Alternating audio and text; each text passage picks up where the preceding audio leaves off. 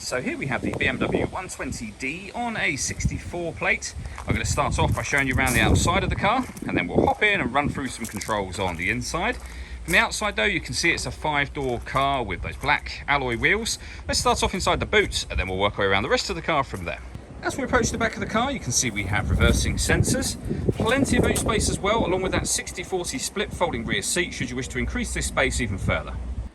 Okay, so we're just going to work our way back round to the front of the car, and then we'll hop in and run through some controls on the inside. But now that we've done a full circle of it, you can see it's in excellent condition the whole way round. Just briefly before we climb in, I think it's well worth seeing the interior from this exterior point of view. There's plenty to run through on the dashboard, so let's hop in and we'll do that right now. Okay, now that we're inside the car, we're going to start with the dials. On the left-hand side, we have the speedometer and fuel gauge, and on the right-hand side, the rev counter. In the middle, you can see the total miles of the car. They are 68,668.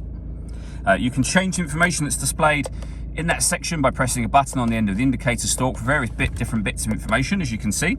And if we back out to the steering wheel, we have a speed limiter on the left-hand side, and then stereo and phone controls over on the right-hand side.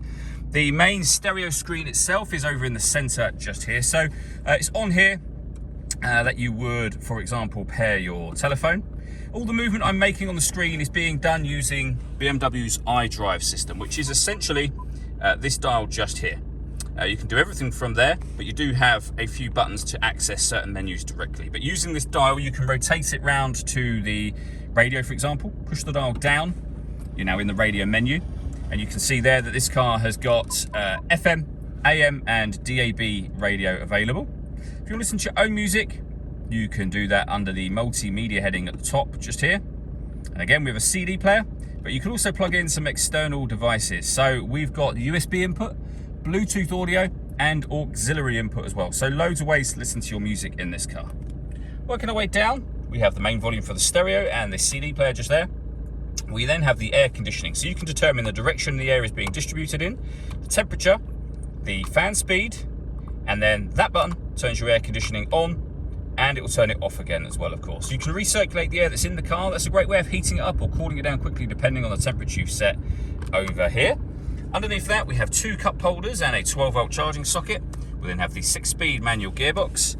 Next to which we have these buttons here, so you can turn off the traction control for the car, and this button changes the driving setup of the vehicle. So you're able to put the car in sport mode, you can put it into sport plus mode as well, back down to sport, down to comfort, which is your kind of everyday driving mode really, and then Eco Pro as well. All that leaves me to say is thank you for taking the time to watch this video. If you'd like to come and see the car in person and have a test drive, please feel free to give us a call here at Surrey Specialist Cars. We'd love to hear from you soon.